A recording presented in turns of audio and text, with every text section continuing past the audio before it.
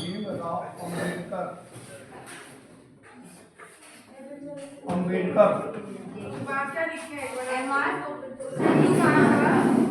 M.R. Jayakar. दलित वर्ग के तरफ से डॉक्टर भीमराव अम्बेडकर। नरेश जो थे देसी राजवाड़ों के जो शासक थे, नरेशों के तरफ से 16 प्रतिनिधि भाग लिए। 16 प्रतिनिधि। सप्रू, शत्रु नहीं सप्रू, तेज बहादुर सप्रू इलाहाबाद से जुड़े हुए थे, ठीक है ना, बहुत बड़े लीडर ये भी थे। तेज बहादुर सप्रू, सीवाई चिंतामणि, उदारवादी दलित वर्ग के तरफ से डॉक्टर भीमराव अंबेडकर, और नरेशों के तरफ से 16 प्रतिनिधि इसमें शामिल हुए। तो कुल मिलाकर के यह जो अधिवेशन था, यह जो कॉन्फ्रेंस था, एक बड़े गाजे बाजे भव्यता के साथ प्रारंभ हुआ था। लेकिन इस कॉन्फ्रेंस का कांग्रेस ने बहिष्कार किया था। ये जो कॉन्फ्रेंस हुआ, लिख लिए, एक मिनट।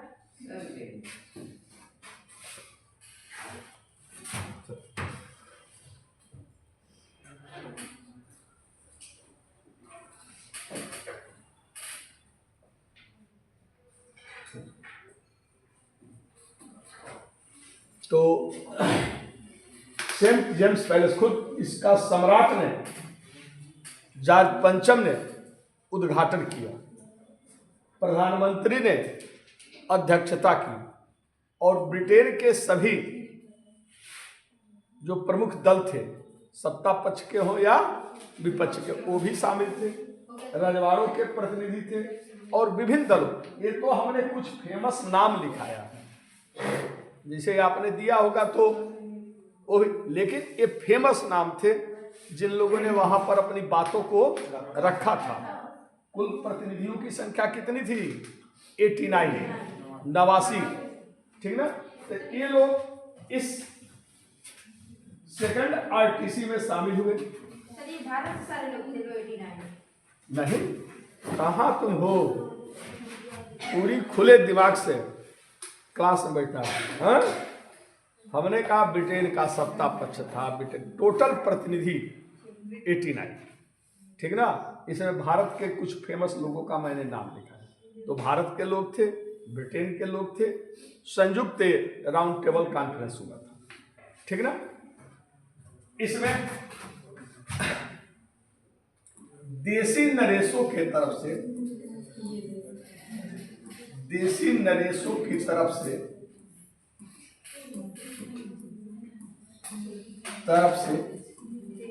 अखिल भारतीय संघ, बात नहीं, अखिल भारतीय संघ, अखिल भारतीय संघ की स्थापना के लिए, अखिल भारतीय संघ की स्थापना के लिए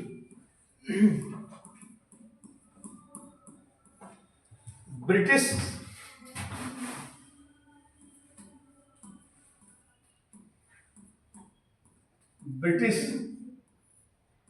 सरकार में शामिल होने का प्रस्ताव, शामिल होने का प्रस्ताव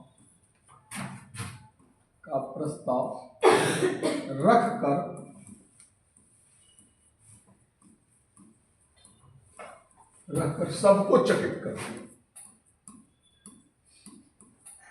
सबको चकित कर दिया।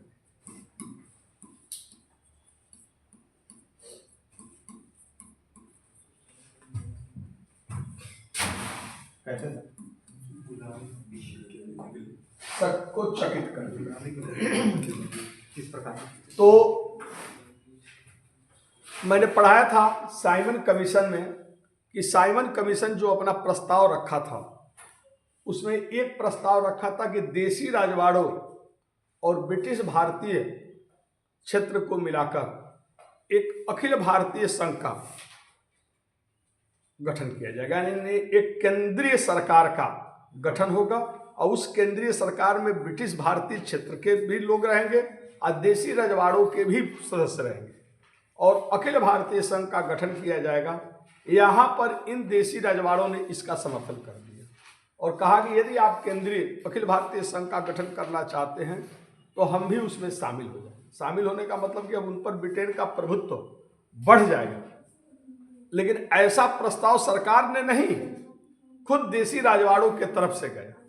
इसीलिए सब लोग क्या हुए, चकित। तो पहले स्वतंत्र शासक थे, अब ये कहे कि संघीय सरकार में हम भी रहेंगे, तो ये आश्चर्यजनक बात है कि नहीं। अपने अधिकारों को सीमित कर देना तो सबको चकित है। इसी में मुस्लिम लीग ने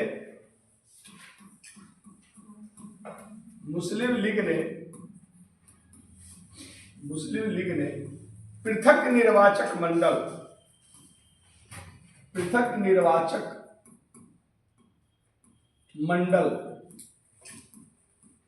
को जारी रखने, पृथक निर्वाचक मंडल को जारी रखने को कहा। मैंने बताया था कि नेहरू रिपोर्ट में पृथक निर्वाचक मंडल का विरोध किया गया था और कहा गया था कि पृथक निर्वाचक मंडल हटाया जाए, लेकिन मुस्लिम लीग ने इसमें मांग किया, इस कॉन्फ्रेंस में कहा कि ये पृथक निर्वाचक मंडल क्या होना चाहिए, जारी रहना चाहिए। डॉक्टर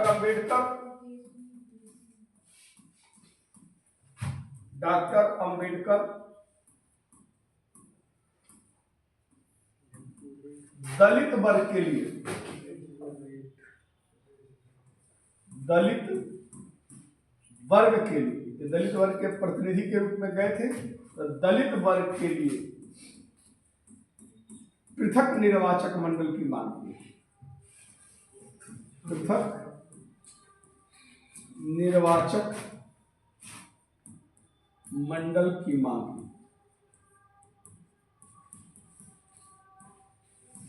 इन्होंने कहा कि जिस तरह मुसलमानों के लिए विधानसभाओं में सीटें आरक्षित हैं और उनका निर्वाचन पृथक निर्वाचक मंडल के तहत होता है। पृथक निर्वाचक मंडल की मांग कब सरकार ने पृथक निर्वाचक मंडल की व्यवस्था किया, मार्ले मिंटो सुधार में। तो इन्होंने कहा कि तो 1919 में इस पृथक निर्वाचक मंडल का और विस्तार किया गया। मैंने बताया था कि इसके लिए ईसाइयों को, सिखों को, एंग्लो इंडियन को, इनको भी पृथक निर्वाचक मंडल के तहत सीटें आरक्षित, यानी पृथक निर्वाचक मंडल का विस्तार किया जा रहा था। तो यहाँ पर अंबेडकर साहब ने कहा कि दलित वर्ग भी भारत का एक अलग समुदाय है और उनको एक अलग समुदाय के रूप में मान्यता दिया जाए और उनके लिए सीटें आरक्षित की जाए और उन सदस्यों का निर्वाचन कैसे हो, पृथक निर्वाचक मंडल के, यानी जितने प्रतिनिधि भारत के गए थे उनको केवल अपने अपने वर्ग के हितों की चिंता थी, भारत की चिंता किसी को नहीं थी। ठीक ना। यानी इस फर्स्ट आरटीसी में जबरदस्त देखा गया एकता का अभाव, यानी लिख सकते हैं इस कॉन्फ्रेंस में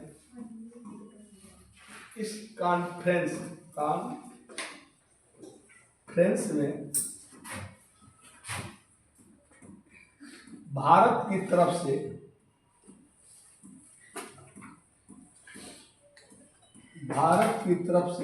एकता का अभाव,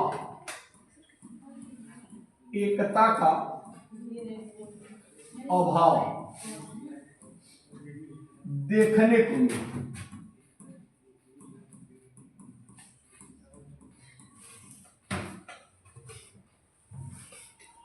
इस कॉन्फ्रेंस में एकता का अभाव देखने को मिला, यानी सबकी अपनी अपनी डफली, अपनी अपनी राग, सबको अपने हित की चिंता थी।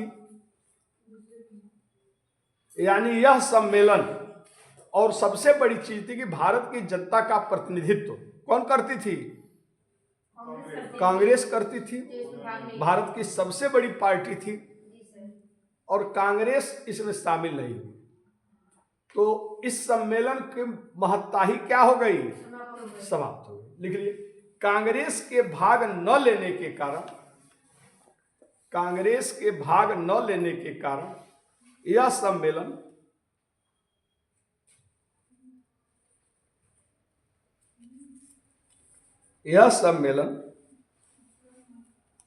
कांग्रेस के भाग न लेने के कारण यह सम्मेलन विफल साबित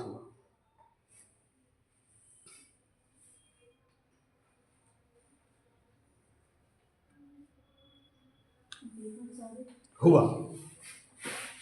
यह सम्मेलन, वहीं आगे लिखिए, यह सम्मेलन बिना दूल्हे वाली बारात जैसी हो गई। बिना दूल्हे वाली बारात जैसी हो गई। यानी सब कुछ तो था बारात में, लेकिन जो बारात का सबसे मेन होता है वही गायब है। उसी तरह यहाँ सब वर्ग के लोग थे, लेकिन वास्तव में जो भारत का प्रतिनिधित्व करने वाली पार्टी थे उसका कोई मेंबर इस कॉन्फ्रेंस में शामिल नहीं था। कुल मिलाकर के इस कॉन्फ्रेंस को विफल मान लिया गया। ब्रेल्सफोर्ड ने लिखा है, कांग्रेस, लिख लीजिए, कांग्रेस के शामिल न होने पर, कांग्रेस का के इस कॉन्फ्रेंस में शामिल न होने पर ब्रेल्सफोर्ड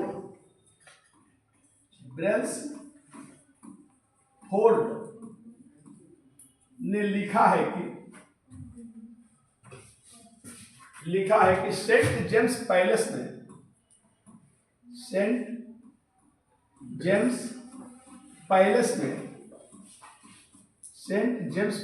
में देसी नरेश हिंदू, सिख, ईसाई,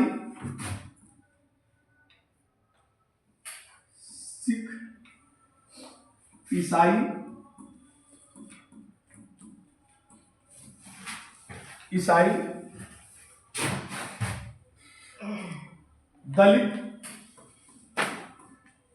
जमींदार,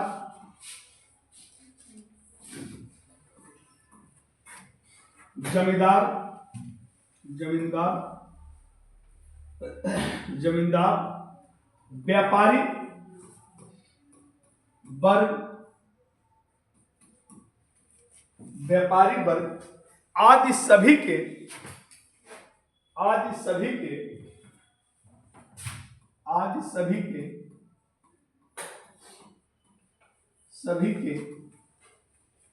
प्रतिनिधि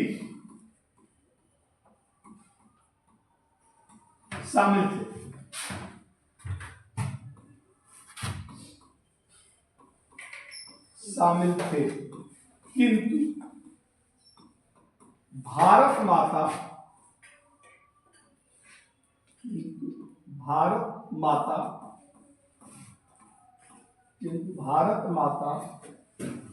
वहां उपस्थित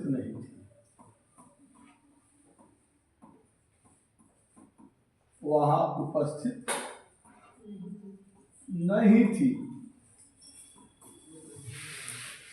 तो अगर देखा जाए तो फर्स्ट टेबल राउंड कॉन्फ्रेंस में भारत का सब वर्ग था, लेकिन कांग्रेस नहीं थी।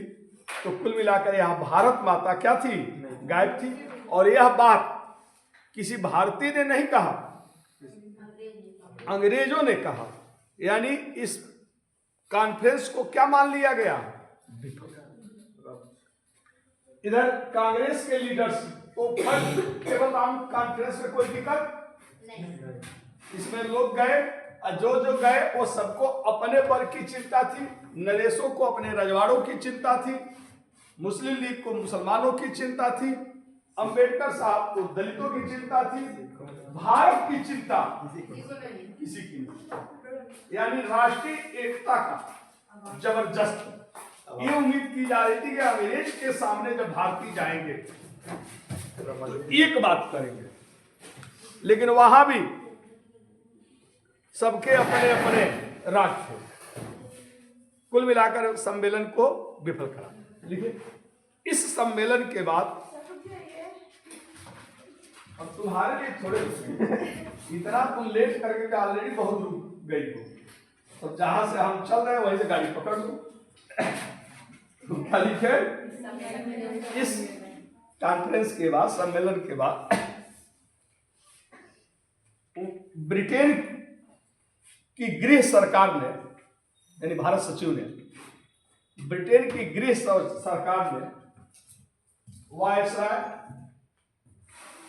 वायसराय लॉर्ड इरविन को, वहां की गृह सरकार ने, यानी ब्रिटेन की सरकार ने वायसराय लॉर्ड इरविन को आदेश दिया कि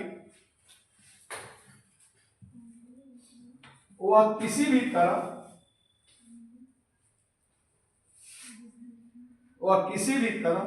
द्वितीय गोलमेज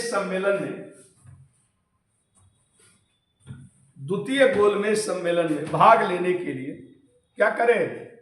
राजी करें, कांग्रेस को राजी करें। द्वितीय गोलमेज सम्मेलन में कांग्रेस को राजी करें, यानी कांग्रेस को किसी तरह मनाओ ताकि कांग्रेस भी सेकेंड आरटीसी में क्या कर सके? भाग ले सके, राज करे ताकि कांग्रेस द्वितीय गोलमेज सम्मेलन में शामिल हो। ठीक, तो अब वहां की सरकार ने वायसराय को आदेश दिया। अब वायसराय लॉर्ड इरविन जो था, यहां पर आंदोलन को कुचलने में लगा था। कांग्रेस इस समय सविनय अवज्ञा आंदोलन में उलझी थी। कांग्रेस के सभी बड़े लीडर्स जेल में थे। मैंने बताया था कि जेल, नेहरू किस जेल में थे? नैनी जेल में थे। और गांधी जी किस जेल में थे? पूना के यरबदा जेल, लिखा है। तो अब इरविन को जब वहां की सरकार ने आदेश दिया, तो अब भारत में उसको क्या करना था? माहौल को सौहार्दपूर्ण बनाना था, ताकि कांग्रेस से क्या हो सके? बातचीत हो सके। तो सबसे पहले तो उसने क्या किया कि नेहरू को और गांधी को एक जेल में कर दिया, ताकि ये दोनों आपस में, और प्रस्ताव भेजा कि भैया हम आपसे बातचीत करना चाहते हैं। तो यह बातचीत हो, इसलिए कांग्रेस के दो बड़े लीडर्स, क्योंकि उस समय कांग्रेस का अध्यक्ष कौन था? नेहरू थे। 1930 में कांग्रेस का कोई वार्षिक अधिवेशन नहीं हुआ। कारण क्या था कि नेहरू उस समय 29 में नेहरू कांग्रेस के अध्यक्ष बने थे और वह इस समय जेल में थे। सभी बड़े लीडर्स जेल में थे, और यही कारण था कि 1909, तो लिख लीजिए, क्वेश्चन बन सकता है। 1930 में कांग्रेस का वार्षिक अधिवेशन नहीं हुआ। 30 में कांग्रेस का वार्षिक अधिवेशन नहीं हुआ। वार्षिक अधिवेशन नहीं हुआ क्योंकि इस समय कांग्रेस सविनय अवज्ञा आंदोलन में लगी हुई थी। यही का कि सभी नेता जेल में थे। सविनय नहीं हो सका क्योंकि कांग्रेस सविनय अवज्ञा आंदोलन में लगी हुई थी।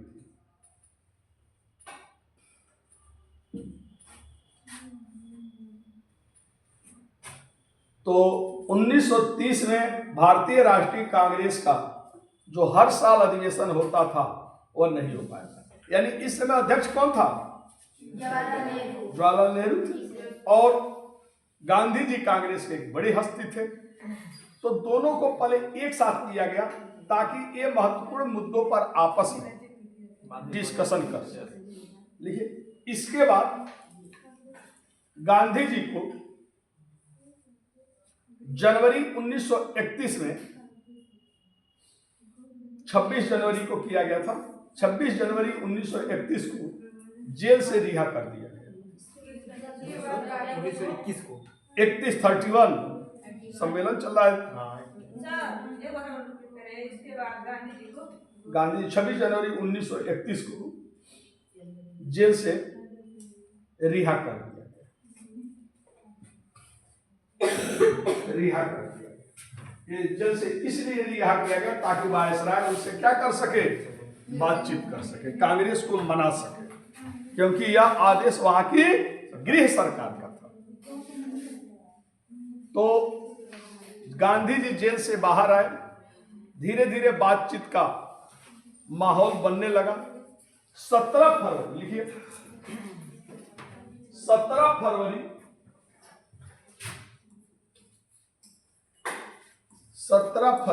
1931 को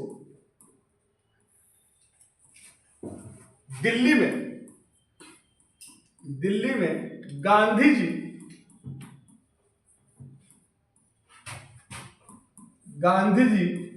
प्लस लॉर्ड इरविन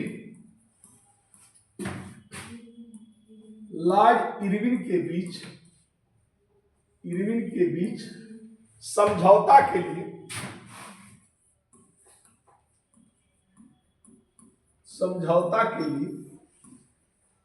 क्या हुआ, बातचीत प्रारंभ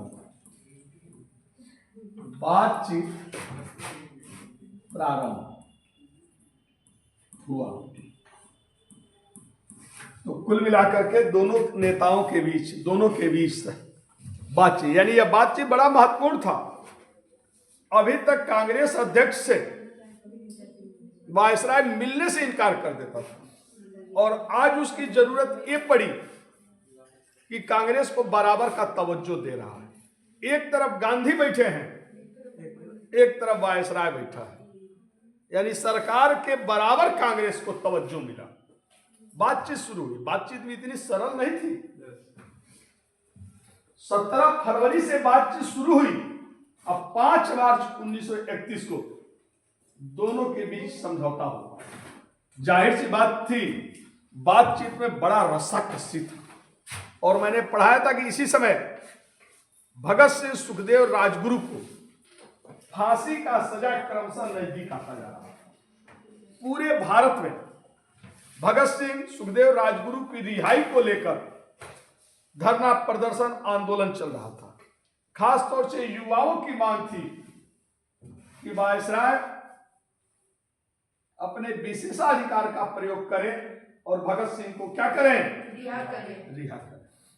गांधी जी पर भी कहा गया कि अगर वह भगत सिंह, सुखदेव, राजगुरु, भसुरा, जिसका शॉर्ट नेम मैंने बताया था, यदि भसुरा को रिहा करने के लिए वो तैयार नहीं हो रहा है तो आप वार्ता क्या कर दो, रोक दो। और कहा जाता है कि गांधी ने भी वायसराय से कहा कि लोगों की भावनाओं को देखते हुए आप भगत सिंह, सुखदेव और राजगुरु के बारे में कुछ विचार करिए। मतलब बहुत जोर नहीं दिया। खुद बाद में इरविन ने लिखा था कि मुझे तो यह उम्मीद थी कि गांधी जी की पहली शर्त होगी कि जब तक भगत सिंह, सुखदेव, राजगुरु को रिहा नहीं किया तब तक हम कोई बात नहीं करेंगे। लेकिन मुझे यह देखकर बड़ा आश्चर्य हुआ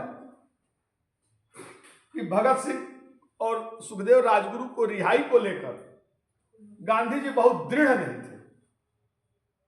कहा था, तमाम सारे मांगे रखा था, उसी में एक मांग ये भी था कि भगत सिंह, सुखदेव, राजगुरु की या तो सजा कम कर दीजिए या कुछ निर्णय लीजिए, ठीक ना। लेकिन वार्ता किया था, वार्ता पर बहुत फोकस नहीं किया। ये गांधी जी की क्या है, एक बड़ी भूल थी। तो बातचीत शुरू हुआ। कई बार ऐसा हुआ कि दोनों के बीच बातचीत टूट गया। कभी गांधी नाराज होकर के निकल जाते थे कि हम अब इससे अधिक नहीं झुकेंगे, तो कभी वायसराय इरविन उठ करके भाग जाता था कि हम अब इससे अधिक नहीं झुकेंगे। यानी जाहिर सी बात है कि बातचीत इतनी सरल नहीं थी। लिखिए, दोनों के बातचीत में, दोनों के वार्ता में M.R.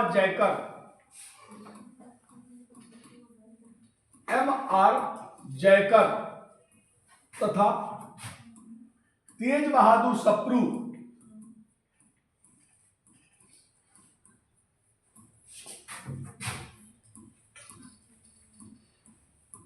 मध्यस्थ की भूमिका निभाया।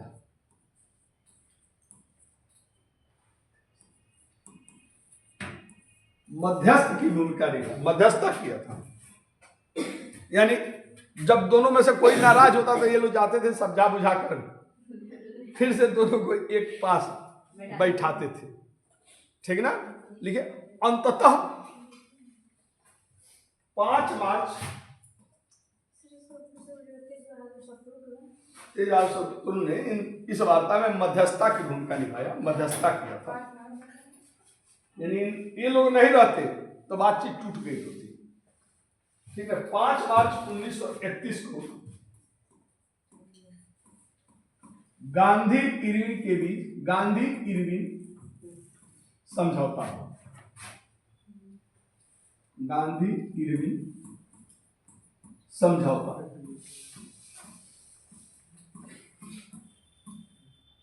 समझौता हुआ, जिसको दिल्ली समझौता भी कहा जाता है। दिल्ली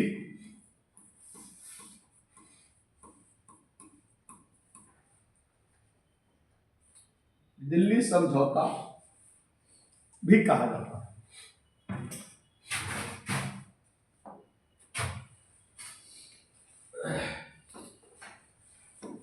दिल्ली समझौता भी कहा जाता है। चलिए मिट जाएगा। दिल्ली समझौता भी कहा जाता है क्योंकि यह समझौता की वार्ता कहाँ हुई थी? दिल्ली। तो इसको गांधी इरविन पैक्ट या दिल्ली पैक्ट के नाम से, जरही पैक्ट के नाम से जाना जाता है। लेकिन इस समझौते के तहत इरविन ने, वायसराय इरविन ने निम्न बातें स्वीकार की। वायसराय इरविन ने निम्न बातें स्वीकार की, निम्न मांगे मान लिए। पहला मान लिया, पहला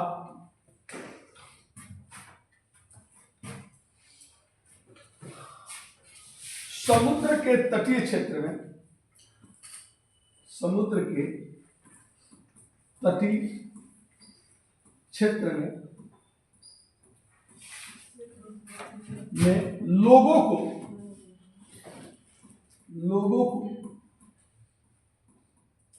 व्यक्तिगत स्तर पर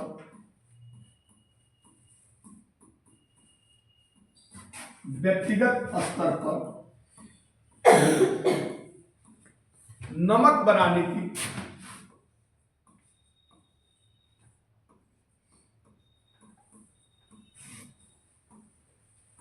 छूट दी। सब तटीय क्या लिखे क्षेत्र? हाँ, छूट दी।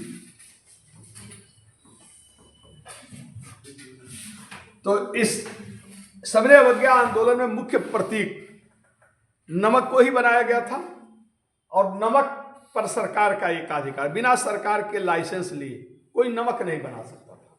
इसी के लिए गांधी जी ने बहाना बनाया था और दांडी मार्च किया था और नमक बना करके सरकार की एक कानून की अवहेलना किया था। तो वायसराय इरविन कहा कि ठीक है, आपकी बात है कि नमक पर लाइसेंस खत्म है, सरकार का एकाधिकार खत्म हो तो नहीं होगा, लेकिन वहां के रहने वाले लोग सीमित स्तर पर नमक बना सकते हैं। तो एक यानी वायसराय इरविन हल्का सा झुका। लिखे दूसरा, सभी राजनैतिक कैदियों को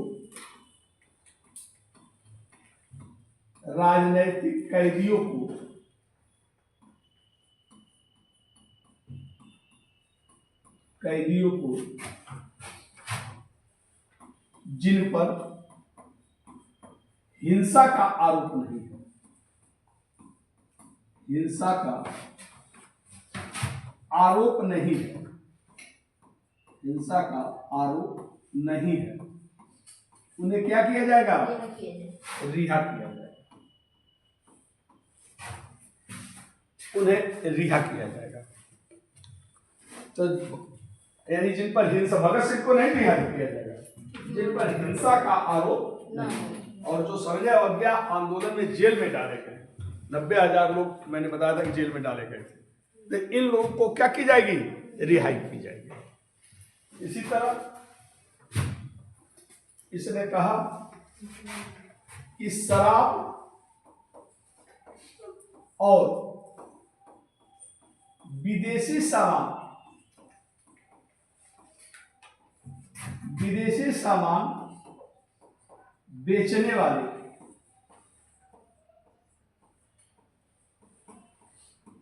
दुकानों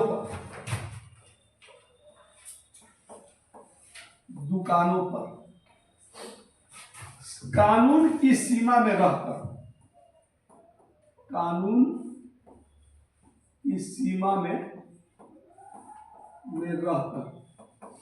धरना देने की छूट होगी। धरना प्रदर्शन छूट होगी।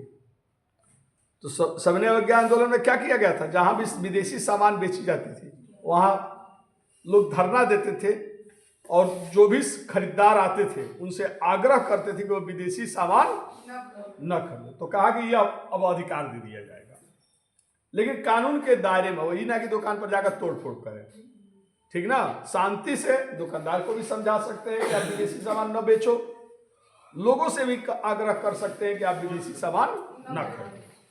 तो धरना देने की छूट दे दी गई। इसी तरह चौथा है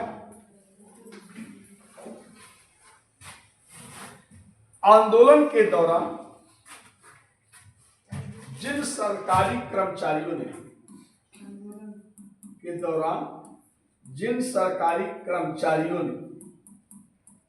नौकरियों से त्यागपत्र दे दिया है, इस्तीफा दे दिया है, त्यागपत्र दे दिया है, उनको फिर से उसी पद पर रखने में सरकार उदारता दिखाएगी। उनको फिर से उसी पद पर रखने में सरकार उदारता दिखाएगी।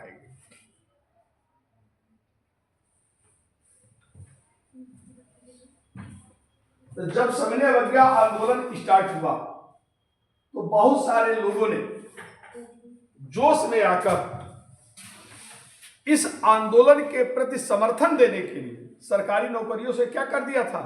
रिजाइन दे दिया था। खुद गांधी जी जब साबरमती आश्रम से दांडी तक पहुंचे थे, उस दरमियान 300 लोगों ने गवर्नमेंट जॉब से रिजाइन दे दिया था।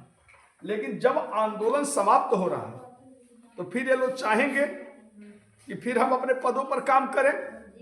तो ये भी गांधी जी ने मांग रखा था और उसने कहा कि ठीक है, उनको दोबारा हम नियुक्ति करने में, भले वो रिजाइन दे चुके हैं, लेकिन हम फिर दोबारा उनको बहाल करने में उदारता देंगे। नीचे लिखिए 5वां,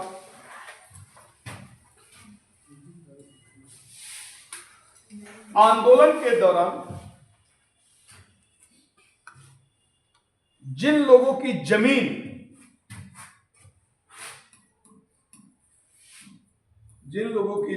जब्त कर ली गई है, जब्त करके, यानी भू राजस्व न देने का आंदोलन चला था, खासतौर से गुजरात में चला था। तो जब लोगों ने राजस्व नहीं दिया तो उनकी जमीनें क्या की जा रही थी? जब्त की। तो जिन लोगों की जमीनें जब्त कर ली गई थी और नीलाम नहीं की गई थी, यानी जमीनें जब्त करके सरकार ने दूसरे को नीलाम कर दिया, लेकिन जिनकी जमीनें नीलाम नहीं की गई थी, जब्त करके नीलाम नहीं की गई थी, उनको फिर से जमीन वापस कर दी जाएगी। फिर से जमीन वापस कर दी जाएगी। तो आप देख रहे हो कि वायसराय इरविन ने इस समझौते में कई चीजों पर पीछे हटा, अपने पहले ही के कदम को वापस खींचा। लिखे, नीचे लिखे, बदले में गांधी जी ने, हाँ नीचे एरो देकर के लिखे, बदले में गांधी जी ने कुछ वो मांगे, माना कुछ, समझौता का मतलब दोनों झुके। बदले में गांधी जी ने निम्न मांगे स्वीकार किए या निम्न बातों पर राजी हो गए। पहला सविनय अवज्ञा आंदोलन। सविनय अवज्ञा आंदोलन। सविनय अवज्ञा आंदोलन क्या कर लेंगे? खत्म कर दिया। आंदोलन वापस ले लिया जाएगा।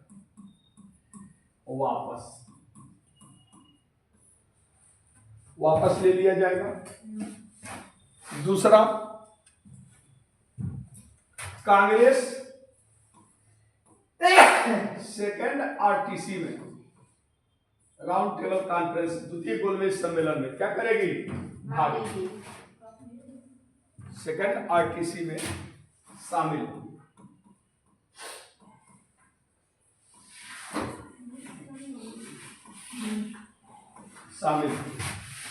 तीसरा,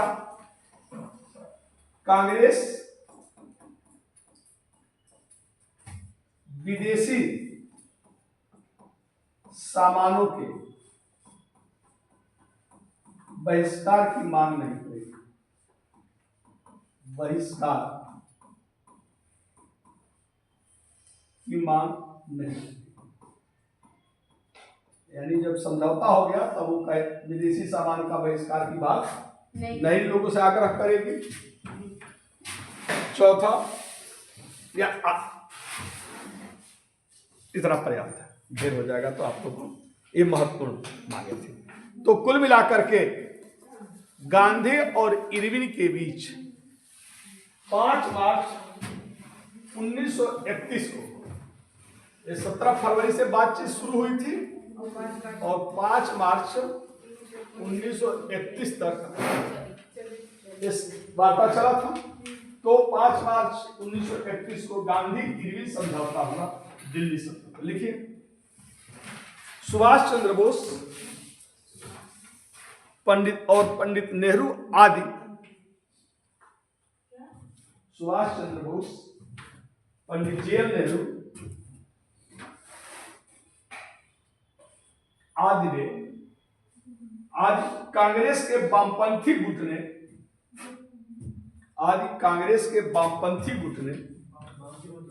जो कांग्रेस के अंदर एक जो युवाओं का वर्ग था वो वाम मार्ग या समाजवादी विचारधारा का समर्थक था। कांग्रेस के वामपंथी गुटों ने, सोशलिस्ट विचारधारा से थे। ये लोग ज्यादा विचारों में कांग्रेस में अधिक उग्र विचार के थे। ये युवा नेता थे, सत्यभक्त। इन लोगों ने, मैंने बताया था कि आपको कि इन लोगों ने कांग्रेस के अंदर ही एक पार्टी का गठन किया था। उसका नाम क्या था? All India independence league. तो यही जो ऑल इंडिया इंडिपेंडेंस लीग के मेंबर थे, गांधी के इस समझौते की क्या किया? आलोचना किया। तो आज वामपंथी गुटों ने, तो वामपंथ का मतलब क्या हुआ? उस समय कांग्रेस में नेहरू जी, कांग्रेस एक पार्टी नहीं थी। कांग्रेस एक, राम मनोहर लोहिया किस में थे? कांग्रेस से। जयप्रकाश नारायण किसके थे? इन्हीं जयप्रकाश नारायण और लोहिया का लेकर के समाजवादी पार्टी का गठन हुआ है। समाजवादी पार्टी अपना आदर्श किसको मानती है? राम मनोहर लोहिया को। कांग्रेस एक आज की पार्टी नहीं थी। कांग्रेस एक आंदोलन था। वह चुनाव लड़ने वाली पार्टी नहीं थी, देश आजादी वाली पार्टी थी, जिसमें पुरुषोत्तम दास टंडन, ये लोग कौन थे? उसके दक्षिणपंथी विचारधारा वाले। तो जो धर्म से प्रभावित, हिंदुत्व से प्रभावित, उसको दक्षिणपंथ का, जो इसका विरोध करता था, जो धर्म को महत्व नहीं देता था, उसको वामपंथ कहा जाता है। बात समझे कि नहीं? अब आज का कम्युनिस्ट पार्टी आप न जोड़िए, तो चाहे कोई भी किसी भी विचारधारा का क्यों न हो, अगर उसके मन में देश की आजादी की बात होती थी तो कांग्रेस में शामिल हुआ। इसीलिए तो गांधी जी ने जब देश आजाद हुआ तो गांधी जी ने कहा था कि कांग्रेस को खत्म कर दिया जाए, क्योंकि जिसके लिए कांग्रेस का गठन हुआ वह देश आजाद हो गया। अब चुनाव लड़ने के लिए सभी लोग अपनी अपनी विचारधारा के अनुरूप दलों का गठन करें और जनता से जाकर वोट मांगे। लेकिन पंडित नेहरू को लगा कि अगर कांग्रेस खत्म कर दिया तो हमारा पीएम बनने का सपना सपना ही रह जाएगा। लिहाजा गांधी के इस विचार को उन्होंने क्या किया, नहीं माना। वो कांग्रेस, आज की कांग्रेस अलग है। ये दूसरी चीज है कि ये लोग कहते हैं कि हम उसी के अनुयायी हैं। अरे खुद इंदिरा जी ने कांग्रेस को तोड़ दिया था, कांग्रेस आई बनी, लेकिन बाद में जो सिंडिकेट गुट जो था आगे, तो वह गुट प्रभावहीन हो गया, यही मेन कांग्रेस हो गया। तो अब इसी को जोड़ दिया जाता है। कांग्रेस में कई बार विभाजन हुआ है। तो वर्तमान जो कांग्रेस है वह देश की आजादी वाली कांग्रेस, उसका संस्थापक एक विदेशी था, उसका संस्थापक, उसके कितने सारे अध्यक्ष विदेशी रहे, ठीक ना। आज पार्टी स्वीकार करेगी कि हमारा अध्यक्ष कोई विदेशी होगा, तो वो कांग्रेस और आज की कांग्रेस अलग अलग है। वह देश की आजादी का आंदोलन वाली पार्टी थी, ठीक ना। ये चुनाव लड़ने वाली राजनीतिक दल है। तो कांग्रेस के वामपंथी गुट के लोगों ने विरोध किया कि गांधी जी ने, लिखिए, विरोध किया कि गांधी जी ने पूर्ण स्वतंत्रता के लक्ष्य को, कि गांधी जी ने विरोध किया कि गांधी जी ने पूर्ण स्वतंत्रता के लक्ष्य को बिना ध्यान में रखे, पूर्ण स्वतंत्रता के लक्ष्य को बिना ध्यान में रखे समझौता कर दिया।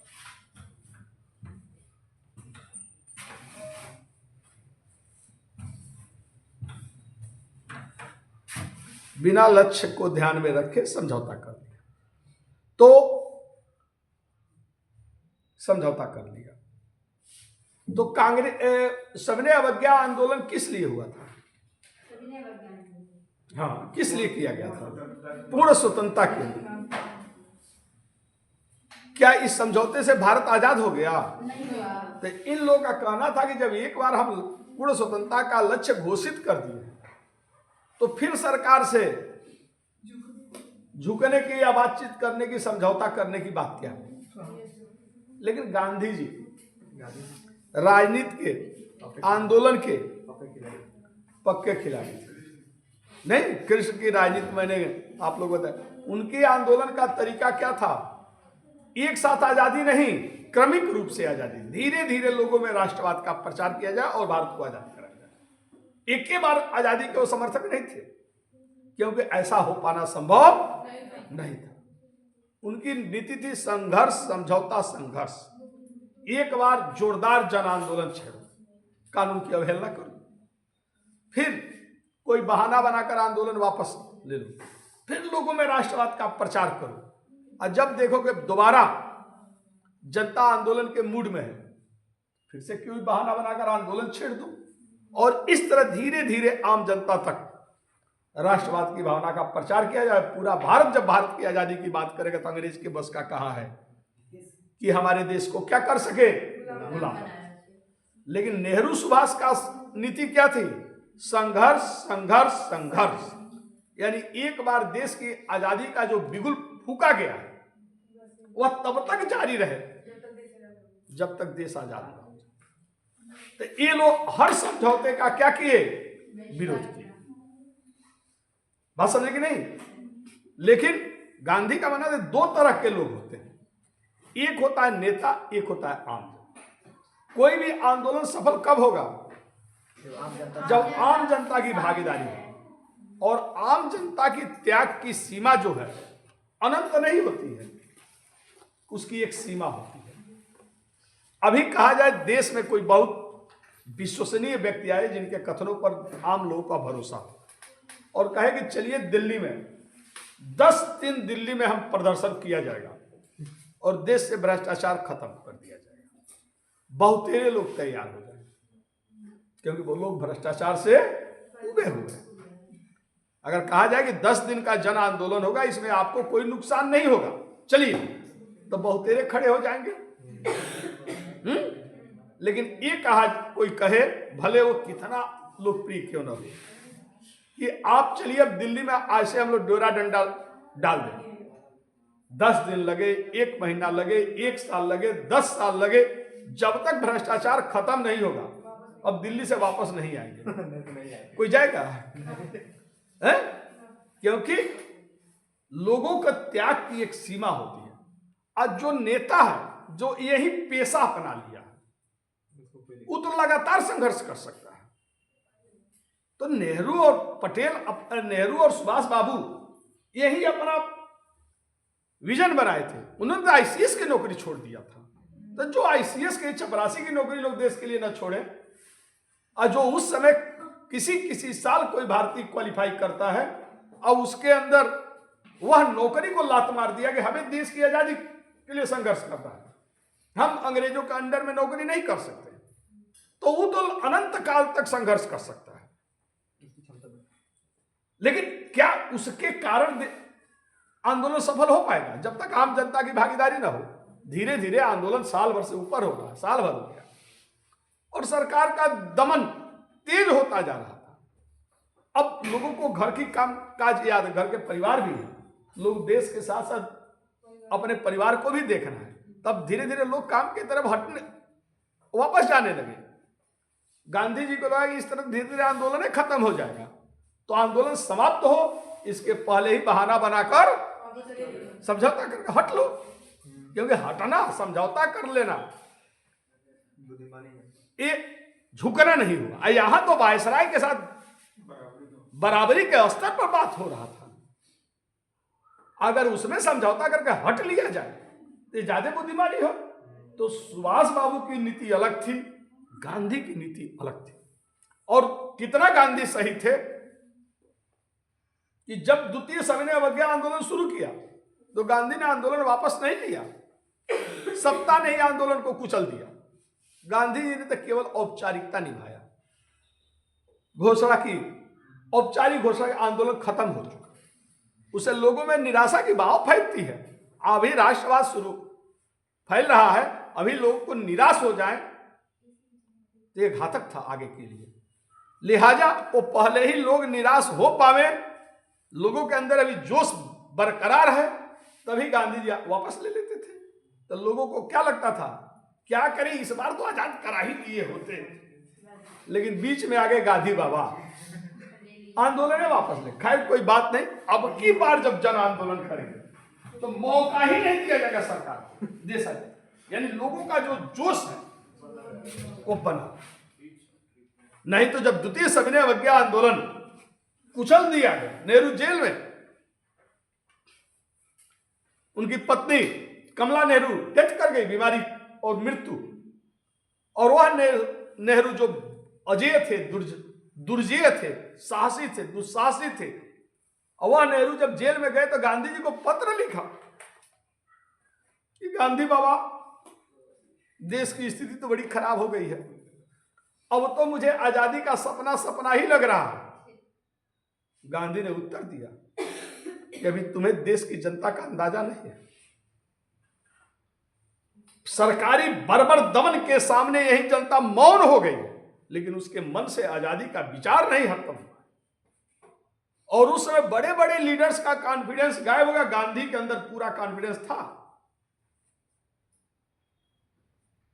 कि लोगों में स्वतंत्रता की जो बीज हम लोगों ने रोपा है वह खत्म नहीं हुई है। जैसे मौका आएगा यही जनता फिर से उठ खड़ी।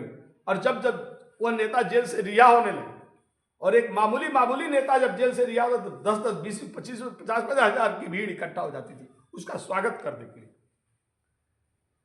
इससे पता चलता गांधी कितने सही थे, ठीक ना। तो कुल मिलाकर इन लोगों ने आलोचना किया, ठीक ना। युवाओं ने इसलिए विरोध किया, खासकर युवा तो सबसे ज्यादा दुखी थे। युवाओं ने इस समझौते का इसलिए विरोध किया कि गांधी जी, भगत सिंह, सुखदेव और राजगुरु की सजा को कब नहीं करा? युवा इसलिए समझौते का विरोध किया कि गांधी जी, भगत सिंह, सुखदेव और राजगुरु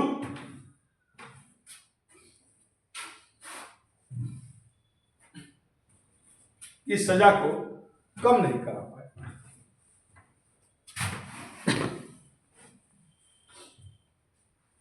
तो इस तरह 5 मार्च 1931 को, जो 12 मार्च 1930 से जो सविनय अवज्ञा आंदोलन, 12 मार्च कर रहे हैं, 5 अप्रैल 6 अप्रैल को, क्योंकि 12 मार्च को तो उन्होंने दांडी मार्च शुरू किया था और 6 अप्रैल को उन्होंने कानून की अवहेलना किया और यह आंदोलन पूरे देश में फैल गया।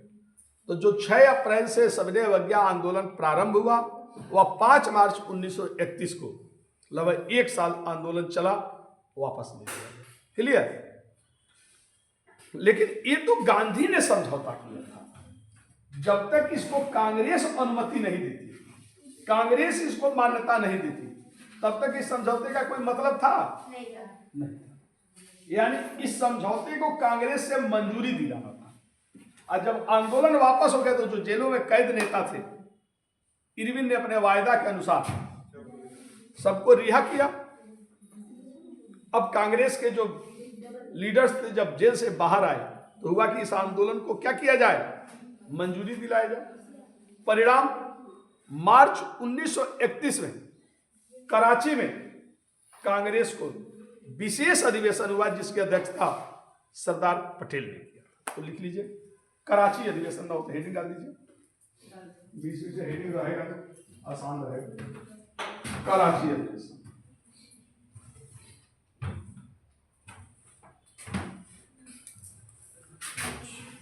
नीचे लिखे, आंदोलन की समाप्ति के बाद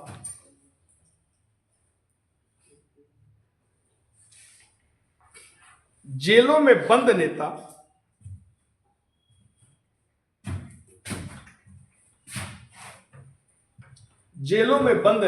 क्या हुए, रिहा हुए।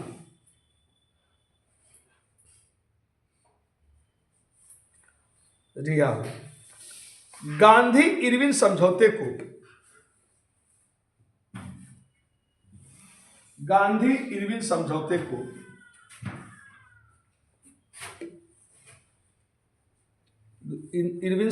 को कांग्रेस से मंजूरी दिलाने हेतु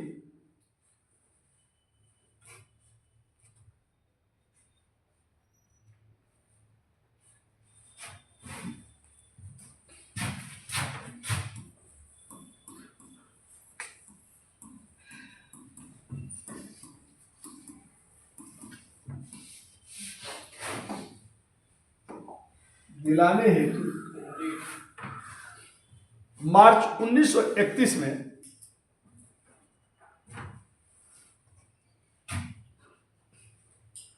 कांग्रेस का विशेष अधिवेशन कराची में हुआ। कराची में कांग्रेस का विशेष अधिवेशन बुलाया गया।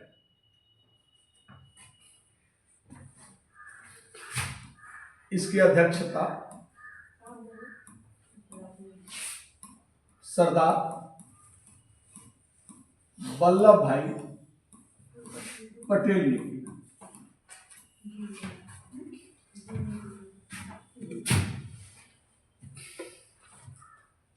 सरदार वल्लभ भाई पटेल ने की। किंतु भारत के युवा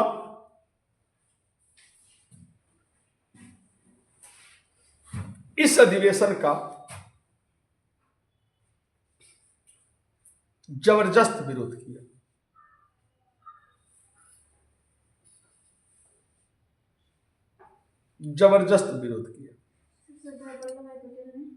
अध्यक्षता की, किंतु भारत के युवा इस अधिवेशन का खूब विरोध किया।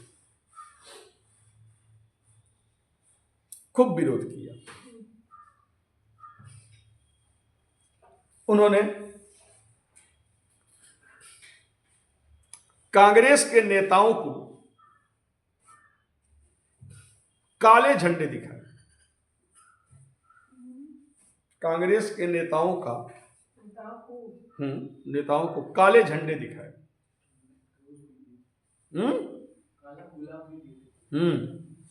तो युवाओं ने, जो भी नेता इस अधिवेशन में जा रहा था शामिल होने, जहां भी ट्रेन में स्टेशन पर रुकता था वहीं पर युवाओं का पता चलता था कि यहाँ पर फला नेता रुकेंगे, वहीं पर विरोध किया जा रहा था। गांधी की खुलकर आलोचना हो रही थी कि भगत सिंह को रिहा नहीं। उनके गुस्से का कारण यही था, ठीक ना। लिखे, इस पर गांधी ने नाराज होकर कहा, गांधी जी को क्रोध आया, मैं नाराज होकर कहा कि गांधी मर सकता है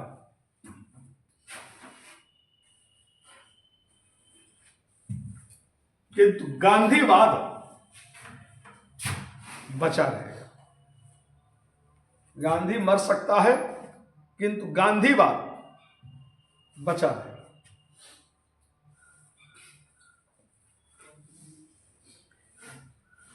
इस अधिवेशन में कांग्रेस ने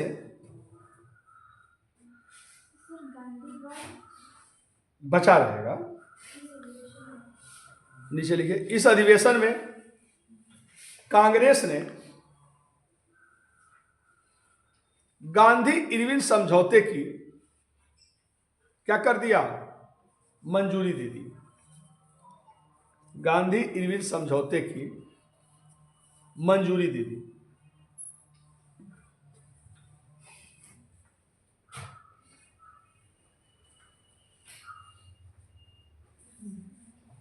गांधी इरविन समझौते की मंजूरी दी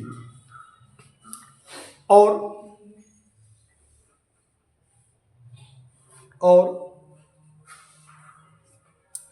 द्वितीय गोलमेज सम्मेलन में, सेकंड आरटीसी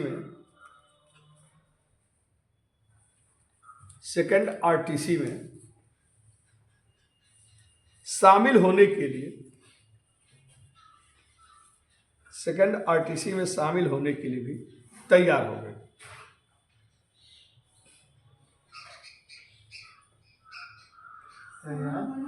सेकंड आरटीसी में शामिल होने के लिए तैयार हो गए। इसी अधिवेशन में कांग्रेस ने मूल अधिकार,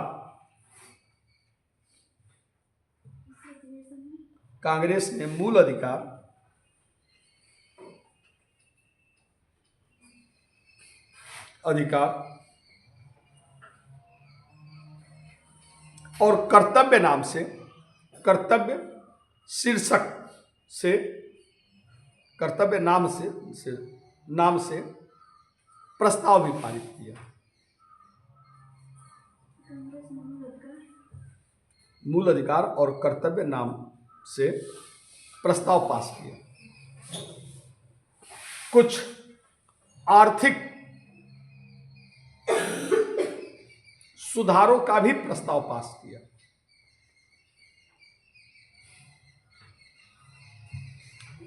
यानी कांग्रेस ने गांधी इरविन समझौते की क्या कर दिया, पुष्टि कर दी। आर्थिक कार्यक्रम भी पारित हुआ, आर्थिक सुधारों का कार्यक्रम भी पास किया।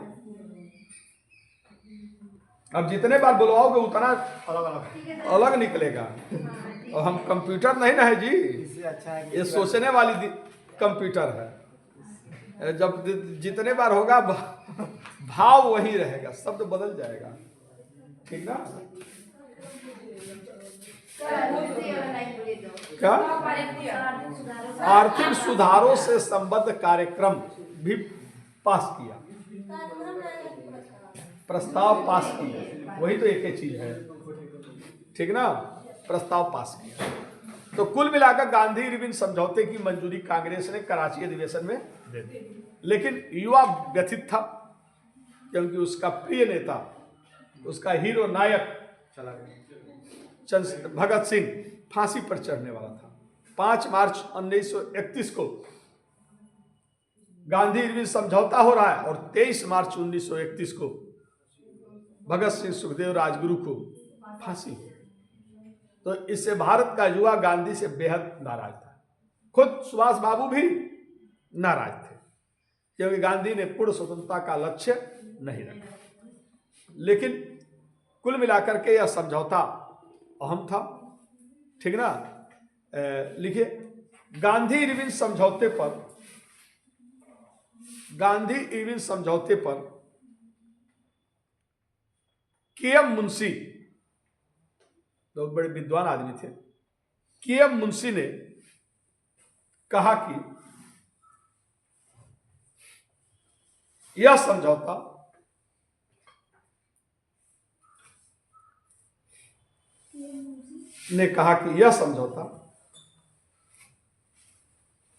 भारत के संवैधानिक